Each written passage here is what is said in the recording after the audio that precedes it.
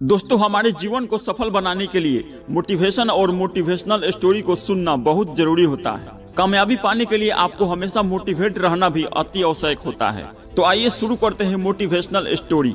काफी समय पहले की बात है। प्रतापगढ़ नाम का एक राज्य था। वहाँ का राजा बहुत अच्छा था, मगर राजा को एक सुख नहीं था, वह यह कि उसके कोई भी संतान नहीं थी और वह चाहता था कि अब वह राज के अंदर किसी योग्य बच्चे के गोद ले ताकि उसका उत्तराधिकारी बन सके और आगे की बागडोर को सुचारू रूप से चला सके। और इसी को देखते हुए राजा ने राज्य में घोषणा करवा दी कि सभी बच्चों को राजमहल में एकत्रित किया जाए। और ऐसा ही हुआ। राजा ने सभी बच्चों को पौधे लगाने के लिए भिन्न भिन्न प्रकार के बीज दिए और कहा कि अब हम 6 महीने बाद मिलेंगे और देखेंगे कि किसका पौधा सबसे अच्छा होगा। महीने बीत जाने के बाद भी एक बच्चा ऐसा था जिसके गमले में वह बीज अभी तक नहीं फूटा था, लेकिन वह रोज उसकी देखभाल करता था और रोज पौधे को पानी देता था। देखते ही देखते 3 महीने बीत गए। बच्चा परेशान हो गया।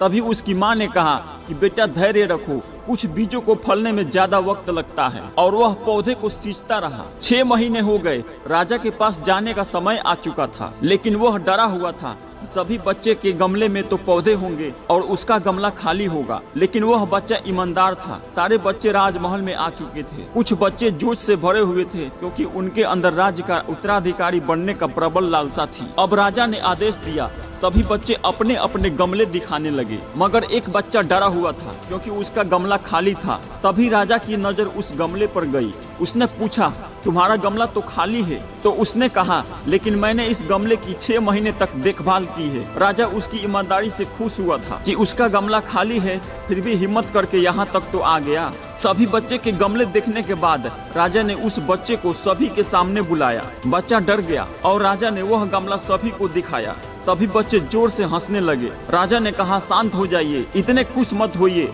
आप सभी के पास जो पौधे हैं वो सब बंजर है। आप चाहे जितना भी मेहनत कर लो, उनसे कुछ भी नहीं मिलेगा। लेकिन असली बीज यही था। राजा उसकी ईमानदारी से बहुत खुश हुआ और उस बच्चे को राज्य का उत्तराधिकारी बना दिया गया। लेकिन हमें इस कहानी से क्या सीखने को मिला? मेरे हिसाब से आपके अंदर ईमानदारी का होना बहुत जरूरी है। अगर हम खुद के साथ ईमानदार हैं तो जीवन के किसी न किसी पड़ाव में सफल हो ही जाएंगे, क्योंकि हमारी औकात हमें ही पता होती है। हम खुद को पागल बनाकर खुद का नुकसान करते हैं। अगर वीडियो पसंद आई हो तो एक लाइक करके अपने दोस्तों के साथ शेयर और चैनल को सब्सक्राइब कर लो, ताकि इस चैनल पर आने वाला अगला वीडियो आप तक बिना किसी बाधा के पहुंच जाए। फिर मिलता हूं एक नए मोटिवेशनल वीडियो में।